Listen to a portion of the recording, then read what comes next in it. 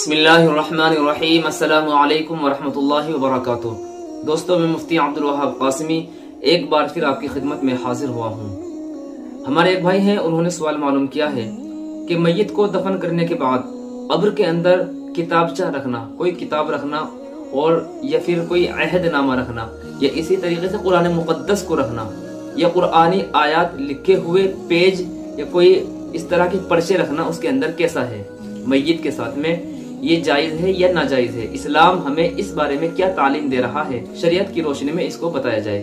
देखिए, इस मसले का जवाब ये है कि कब्र के अंदर कुरान मुकद्दस का रखना, कुरानी आयात पर्चे पर लिखे हुए को रखना या अहदनामा रखना कि जिसमें दुरूद पाक अलैहिस्सलाम लिखी हुई हो या इसी तरीके से उसके अंदर कोई भी कुरान का पर्चा, कुरानी आयत या कोई हदीस इस तरह के अल्फाज को रखना, ये सरासर कुरान की बेअदबी है। मैयत के साथ में अहदनामा रख दें, दुरूद पाक अलैहिस्सलाम या इसी तरीके से कुरानी आयत लिखे हुए कोई पर्चे सही पे रख दें उसमें, या कुरान का कुछ हिस्सा उसके अंदर रख दें, तो ये सरासर नाजायज है और हराम है। इसलिए कि कुरान मुकद्दस की बेअदबी और बेहुरमती होना लाजिम है। चूंकि कब्र के अंदर जो मैयत को हमने रखा है, वो मर्द हो या औरत हो, कोई भी हो, उसका फूलना, फटना और उसका गलना ये जरूरी है।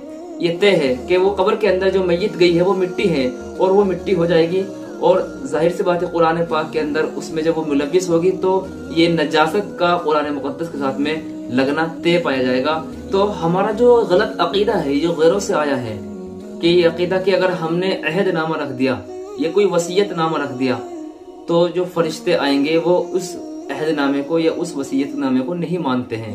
उनको जो सवाल करने हैं दिन वो सवाल करके ही रहेंगे। आप भले ही कुरान मुकद्दस रखें, अहदनामा रखें, कुछ भी रख लें, फरिश्तों को जो सवाल करने होते हैं वो तो करके ही रहेंगे। ये तो हमारा फासिद और गलत अकीदा है कि हम कुरान की बेहुरमती के लिए कुरान को नाउज़ बिल्लाह हम कब्र के अंदर रख देते हैं, या इसी तरीके से कुछ पर्चे कुरान मुकद्दस की आयतें लिखी रहती हैं, कुल वगैरह या अहदनामा, तो इसमें सरासर इन हदीस की या दुरूद शरीफ की या कुरान पाक की बेहुरमती है। इससे हमेशा बचना चाहिए।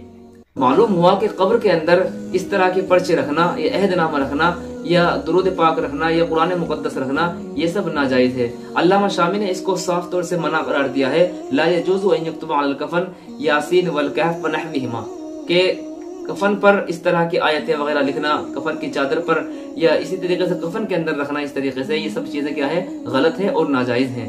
उम्मीद है बात आपकी समझ में आई होगी। आप लोग इस वीडियो को भी खूब ज्यादा शेयर कीजिए। आपके भी कोई मसाइल हो, क्वेश्चंस हो, जरूर कमेंट बॉक्स में लिखें। मिलते हैं नेक्स्ट वीडियो में, तब तक के लिए इजाजत। अस्सलामु अलैकुम वरहमतुल्लाहि वबरकातुहू।